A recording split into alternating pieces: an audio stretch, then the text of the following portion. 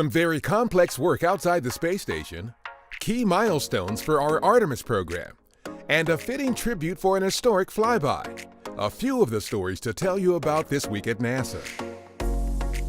On November 15th, our Andrew Morgan and Luca Parmitano of the European Space Agency ventured outside the International Space Station to begin a series of spacewalks to repair a cosmic ray detector called the Alpha Magnetic Spectrometer, or AMS.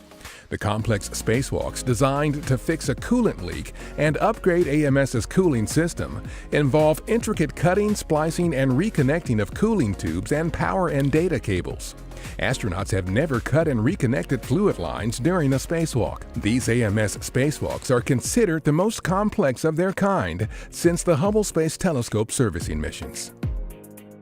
Vice President Mike Pence and our Administrator Jim Bridenstine visited our Ames Research Center in California's Silicon Valley on November 14th to highlight the work being done at Ames in support of our Artemis program, which plans to return astronauts to the surface of the moon.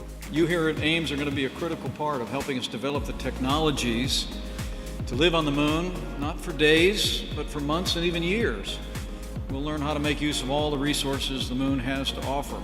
One of the facilities highlighted during the event was the Vertical Motion Simulator. This facility will have an integral role in developing a lunar lander for Artemis, which will land the first woman and next man on the moon by 2024.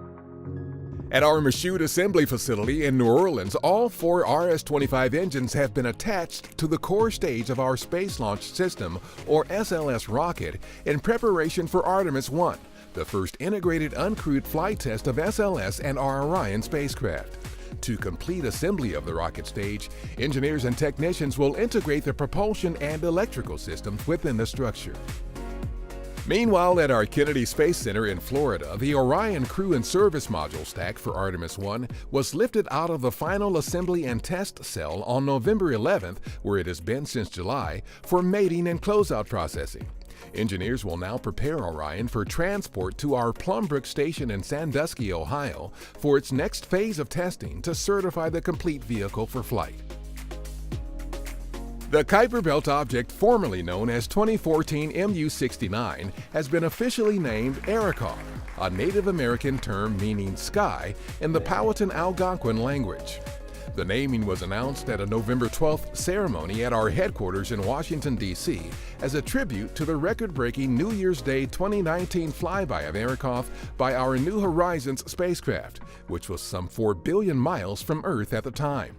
With consent from Powhatan tribal elders and representatives, our New Horizons team proposed the name to the international authority that names Kuiper Belt objects. In recognition of Veterans Day, our Marshall Space Flight Center in Huntsville, Alabama recently welcomed Commanding Army General James Dickinson for a visit to the center's Payload Operations Integration Center. While there, he had a space-to-ground conversation with astronaut and fellow soldier Andrew Morgan, an active duty emergency physician, about Morgan's experiences aboard the International Space Station. NASA salutes all active duty personnel and veterans of our armed forces and would like to thank them for their service to our country. That's what's up this week at NASA. For more on these and other stories, follow us on the web at nasa.gov/twan.